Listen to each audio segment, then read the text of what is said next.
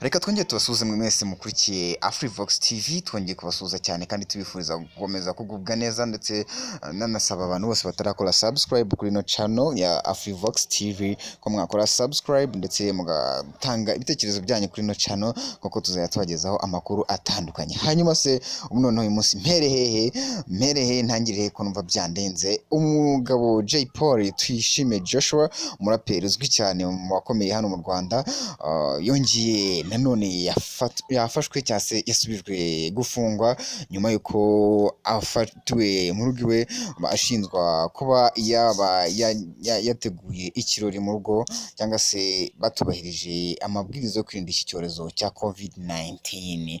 Jay Polly murabizi ko haraciye iminsi itari myinshi cyangwa se igihe kitari kinini, kuko yafunguwe ku itariki ya mbere z'ukwezi kwa mbere 2019, ubwo yari yatawe muri yombi azira gukubita umugore we ndetse akanamukura amenyo. Nyuma yaje gufungurwa asohoka avuga ko atazongera kunywa ibiyobyabwenge, cyane ko ari byo yashinzaga ko byamuteye gukora iryo bara, icyo yise bara. Anavuga ko atazongera gukoresha ibiyobyabwenge harimo n'inzoga, ariko icyatunguye abantu kuri uwo munsi byaje kurangira iryo joro yafunguwe ahise ajya mu gitaramo cyo kumwakira, birangira avanwe ku rubyiniro yananiwe no guhagarara bitewe n'inzoga yari yanyweye. Nyuma yaho rero ubu ngubu ikigaragara nuko yongeye yafunzwe ngo azira kuba atubahirije amabwiriza, ndetse ngo harimo n'ibindi byaha bashobora gukurikiranwaho nyuma y'iki kibazo cy'uko bishe amabwiriza yo kurwanya COVID-19. ngo harimo no kuba yaba yafatanywe cyangwa se mu bafatanywe bose harimo abafatanywe ibiyobyabwenge. Inkuru dukesha ibitangazamakuru byinshi bitandukanye hano mu Rwanda ndetse n'urubuga rwa polisi rwa Twitter nk'uko bitangaza, Jay Polly yafatanywe n'abandi bantu 11, yavuze ko bafashwe ari abantu 11 batabwa muri yombi, bakaba basanganywe, ndetse mu byo basanganywe harimo n'ibiyobyabwenge birimo urumogi.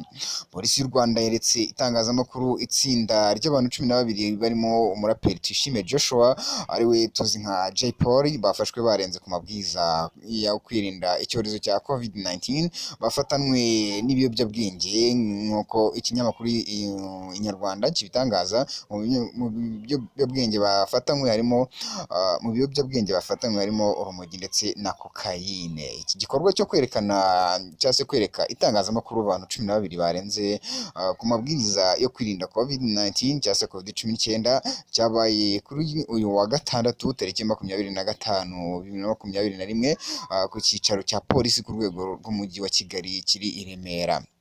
Polisi yavuze ko 12 bafashwe bakoreye ibirori mu rugo binyuranyije n'amabwiriza yo kwirinda coronavirus, ndetse banafatanywe ibiyobyabwenge bafatanywe birimo urumogi n'imiti ifasha abasore gutera akabariro izwi nka putore, nimba ariko babisoma.